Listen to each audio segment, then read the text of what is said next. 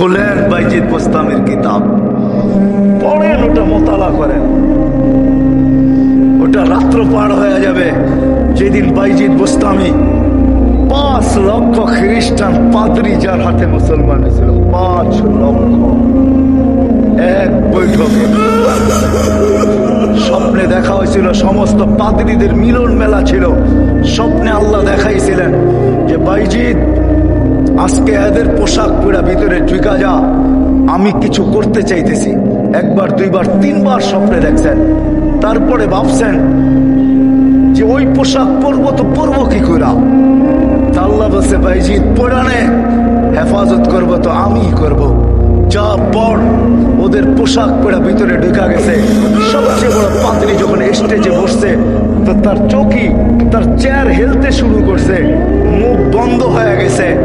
তো বাইজিদের সমস্ত পাদ্রীরা বলছে, আপনি আমাদের পোপ, আপনি আমাদের বড়, আপনার থেকে আমরা জ্ঞান পাই, আমাদের ভিতর আলোকিত হয়, আপনি মুখ দিয়া কথা খোলেন না কেন, বলেন না কেন। তো পাদ্রী বলতেছে, বলবো তো বলবো কি করে, এখানে একজন মোহাম্মদী আছে। বলবো তো বলবো কি করে, এখানে একজন মোহাম্মদী বসে আছে, যার কারণে আমার চেয়ার হেলতেছে, আমার মুখ বন্ধ হয়ে আসতেছে। সমস্ত পাদ্রীরা বলছে, দেখা দেন, গর্দান উড়াইয়া দিব এক্ষণ। বলছে না,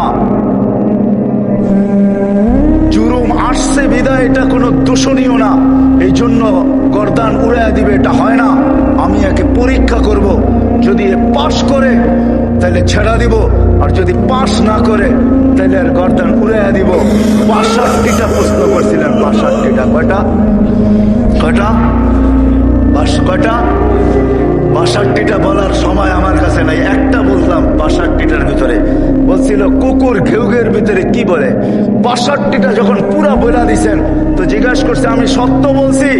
তো পাদ্রী বলতেছিল, সাদাক্তা, তুই সত্য বলছ। বলে তুমি 62টি প্রশ্ন করছো, আমি একটার জবাব, প্রত্যেকটার জবাব দিছি। আমি তোমাকে একটা প্রশ্ন করব, জবাব দিবে? বলে বড় বড় প্রশ্ন। বলে আকাশ আর জান্নাতের চাবি কি? আকাশ আর জান্নাতের চাবি কি? বড় পাদ্রী চুপ হয়ে বসে গেছে। 5 লক্ষ পাদ্রী ধরছে যে 62টার জবাব দিছে, আপনি একটার জবাব দিবেন না, তো দিবেন না কেন? বলছে আমি জবাব জানি, দিলে তোমরা আমাকে মানবে না, মানবে এটা আগে বলো। বলছে অবশ্যই, আপনি আমাদের বড় পোপ, যা বলবেন আজকে তাই মানবো।